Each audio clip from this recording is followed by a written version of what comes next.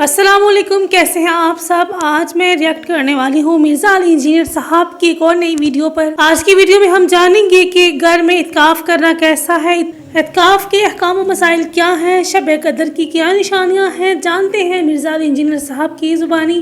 चलिए पहले वो वीडियो मुलाहिज़ा कीजिए। इत्काफ की जो सुन्नत है ये नबी इस्लाम की सुन्नत दायमा मुतवातरा मुसलसल है, आपने कभी भी इसे नहीं छोड़ा। एक दफा आपको आखिरी 10 दिन का इत्काफ छोड़ना पड़ गया तो आपने फिर अगले रमजान में 20 दिन का इत्काफ किया। ये बुखारी मुस्लिम में मौजूद है कि नबी सल्लल्लाहु अलैहि वसल्लम को शब कद्र दिखाई गई और फिर भुला दी गई, तो आपने उसकी तलाश के लिए रमजान मुबारक के पूरे महीने का इत्काफ किया, जो पहली दफा किया। उसमें आप सल्लल्लाहु अलैहि वसल्लम ने पहले 10 दिन इत्काफ करने के बाद हुजरा मुबारक से चेहरा मुबारक बाहर निकाला और फरमाया कि मैं 10 दिनों में शब कद्र को नहीं पाया। फिर अगले 10 दिन के बाद फिर चेहरा मुबारक बाहर निकाला और फरमाया इन 10 दिनों में नहीं है। और फिर फरमाया कि मुझे अल्लाह ताला ने ये चीज़ दिखाई है कि ये रमज़ान मुबारक के आखिरी अशरे की ताक रातों में, तो आपने फिर उसे उसमें तलाश किया और उसमें आपको निशानी ये बताई गई कि उस दिन जब आप सुबह नमाज पढ़ाकर फारिग होंगे तो आपके माथे पे कीचड़ का निशान होगा। और वही हुआ। बुखारी मुस्लिम में आता है कि वो 21वीं रात थी, यानी जो आज है पाकिस्तान के अंदर 20वें और 21वें रोजे की दरमियानी रात को बारिश हुई। साहबा इकराम कहते हैं कि मस्जिद नबी का छत टपकता था।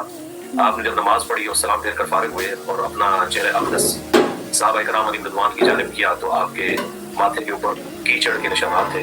क्योंकि नेकेड जमीन के ऊपर सजदा किया जाता था, मट्टी वाली जमीन के ऊपर सुन्नत भी है।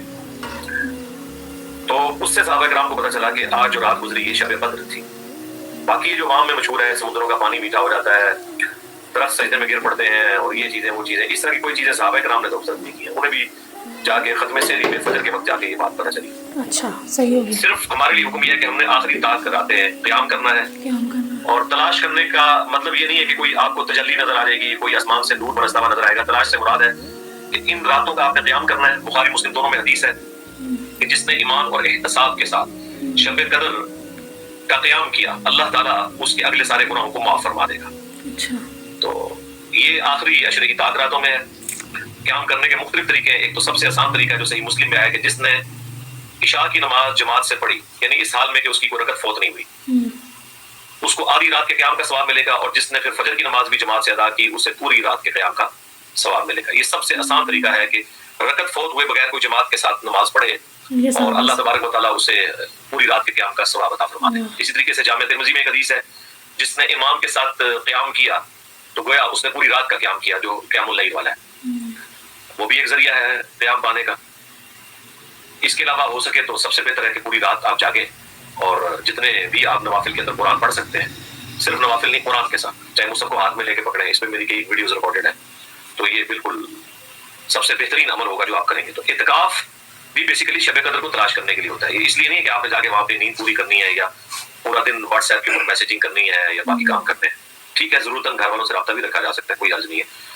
लेकिन ये मस्जिद में खैमा लगाना बुखारी मुस्लिम में आया, नबी इस्लाम की सुन्नत है, ताकि कंसंट्रेशन से आप पूरी तवज्जो के साथ इबादत कर सके, अल्लाह की तरफ मुतवज्जे हो। एटलीस्ट रात रातों में तो बिल्कुल न सोएं, रात को जागे।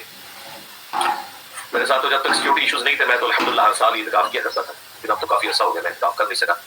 फिर हम इसी तरीके से काम चलाते हैं कि हम जितना हो जाए इस तरीके से इशा और फजर की नमाज जमात से पढ़ ली जाए और जो सवाब हासिल कर लिया जाए। इत्काफ वालों के लिए चंद एक मसाइल ये हैं कि ये जो अवामुन नास में मशहूर है कि वो जिन कपड़ों में इत्काफ बैठे हैं उन्हीं में उठेंगे, कपड़े चेंज नहीं कर सकते, बिल्कुल गलत है। इसी तरीके से मशहूर है नाखून नहीं काट सकते, गैर जरूरी बाल नहीं काट सकते और मूछें नहीं काट सकते, जरूरत के बगैर गुस्ल नहीं कर सकते। इस सब की सब बातें झूठी हैं। अच्छा। ये ज्यादातर माशरे में आम हुई थी फिक़ह हनफी की वजह से, और उसमें भी दावत इस्लामी जो ये सबक पकड़ी वाली जमात है, इन्होंने ये ज्यादातर चीज अवाम में मशहूर कर दी थी।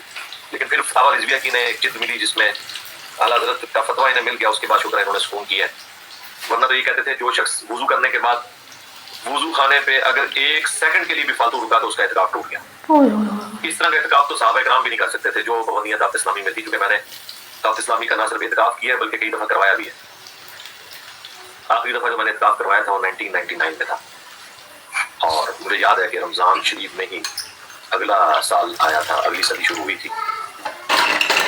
इस तरीके से साबुन का इस्तेमाल नहीं वो करने देते। वो कहते हैं अगर आपने साबुन का इस्तेमाल वुजू खाने पे किया तो ये तो हिस्सा नहीं है इसका वुजू का, तो आपका इत्काफ टूट गया। टूथब्रश किया तो इत्काफ टूट गया। फिर उन्होंने खजाने मदीना के अंदर, मस्जिद के अंदर उन्होंने वॉश बेसन बनाए हुए थे ताकि मस्जिद के बाहर न जाना पड़े। پھر جب فتاوی رضویہ کی نہیں وہ جلد دریافت ہوگی، اس میں تو اعلیٰ حضرت نے واضح لکھا تھا کہ جو فنائے مسجد ہے وہ مسجد کے حکم میں داخل ہے، یعنی مسجد کے ساتھ ملحقہ جتنی بلڈنگز ہیں وہ مسجد کے حکم میں داخل ہے، یعنی مسجد اور مدرسہ اگر اکٹھے ہیں اور باہر کی باؤنڈری ایک ہے تو وہ سب مسجد کے حکم ہے۔ اچھا، لہٰذا ٹوائلٹ بھی اعتکاف کے اعتبار سے مسجد کے حکم ہے۔ وہاں پہ اگر کوئی فالتو بیٹھ کے اور سگریٹ بھی پیتا رہتا ہے، بعض لوگوں کو عادت ہوتی ہے نا، تو اس کا اعتکاف نہیں ٹوٹے گا۔ اسی طریقے سے وضو خانے پہ بیٹھ کے گپے مارتا ہے، صابن استعمال کرتا ہے، کپڑے دھوتا ہے، نہیں ٹوٹے گا، کیونکہ وضو خانہ بھی مسجد کے حکم میں شمار ہوگا اعتکاف کے اعتبار سے۔ نماز پڑھنے کے لیے ظاہر ہے سجدہ کا الگ سے ہے، ہم تو کہتے ہیں اس سے بھی اگلی بات ہے۔ اچھا، چونکہ اب یہ اس میں داخل ہے، لہٰذا اب اگر کچھ غسل کر لیتا ہے تو مسجد کے اندر ہی غسل کر رہا ہوگا گویا کہ اعتکاف کے اعتبار سے فنائے مسجد جو ہے۔ بالکل ہم تو صحیح۔ اس سے اگلی بات کرتے ہیں کہ بخاری مسلم دونوں میں حدیث ہے، نبی الاسلام ایک دفعہ مسجد کے دروازے پر آئے اور رات کے خوب اندھیرے میں کافی دیر تک ایک عورت کے ساتھ گفتگو کرتے رہے، اور پھر اس عورت کے ساتھ مسجد سے نکلے، تھوڑی دور گئے، اور پھر جب واپس آئے تو راستے میں آپ نے صحابہ کرام کے ایک گروہ کو چوراہے پر دیکھا۔ ظاہر ہے اس پر کوئی اسٹریٹ لائٹس نہیں تھیں، رات کے وقت کوئی پہچان نہیں سکتا تھا، بس انہیں اتنا پتا تھا کہ نبی الاسلام کسی عورت کے ساتھ یہاں سے گزرے۔ تو آپ نے آ کے خود کلیریفائی کیا کہ یہ میری بیوی صفیہ تھی جو مجھے اعتکاف میں ملنے آئی تھی، میں اسے گھر چھوڑنے کے لیے گیا تھا۔ تو صحابہ نے کہا رسول اللہ ہم آپ کے بارے میں کیسے ترجمانی کر سکتے ہیں؟ تو آپ نے فرمایا کہ بے شک شیطان انسان کے جسم میں خون کی طرح دوڑتا ہے، بس اسے تو دلا سکتا تھا۔ اس سے یہ بھی پتا چلا کہ نبی الاسلام لیڈر ہونے کی حیثیت سے یہ خود ضروری سمجھتے تھے کہ میں نے اپنے ہونے والے اعمال کو اپنے فالوورز کے سامنے کلیریفائی کرنا ہے تاکہ کوئی بدگمان نہ ہو، اکاؤنٹیبلٹی والا معاملہ ہو۔ تو خود آپ نے کلیریفائی کیا۔ دوسرا یہ بھی بات پتا چلی کہ آپ نے اگر بظاہر کوئی ایسا عمل آپ کو کرنا پڑے جس کی وجہ سے لوگوں کے ذہن میں کوئی ایسی چیز آ رہے تو آپ کی ذمہ داری ہے کہ بغیر پوچھے آپ اس کو کلیریفائی کریں۔ تیسرا، اعتکاف میں اگر کسی کی بیوی اسے مسجد میں ملنا چاہے تو وہ ملنے کے لیے آ سکتی ہے، ظاہر پردے کا تو اہتمام ہوگا۔ چوتھا، اگر کوئی شخص اپنی بیوی کو گھر چھوڑنے جانا چاہے تو ظاہر یہ شرعی ضرورت ہے، وہ جا سکتا ہے۔ اسی میں داخل ہے کہ اگر اسے کھانے کا کوئی بندوبست کرنے والا نہیں ہے تو گھر آ کے کھانا بھی کھا سکتا ہے۔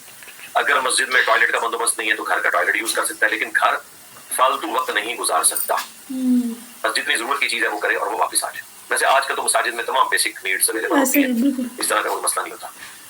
تو ناظرین، یہ تھی ویڈیو آج کی، اور امید ہے کہ آپ نے اس ویڈیو سے بہت کچھ نالج گین کیا ہوگا۔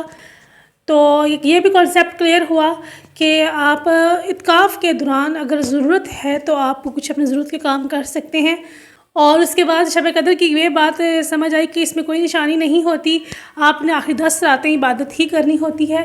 اور جیسے کہ ہمارے ہم ایک بات مشہور ہے کہ میٹھے پانی ہو جاتے ہیں، یا درخت سجدہ کرتے ہیں، یا اور بھی کئی نشانیاں جو بدعتیں پائی جاتی ہیں، آج یہ بات کلیئر ہوئی کہ اس کا ہمارے دین سے کوئی تعلق نہیں ہے۔ میرے تو کافی کنسیپٹ کلیئر ہوئے، امید ہے کہ آپ لوگوں کو بھی یہ بات اچھے طریقے سے سمجھ آ گئی ہوگی۔ آج کی ویڈیو صرف یہیں تک، کل ملتے ہیں ایک نئی ویڈیو میں ایک نئے ریئیکشن کے ساتھ۔ اپنا بہت سا خیال رکھیے گا۔ اللہ نگہبان۔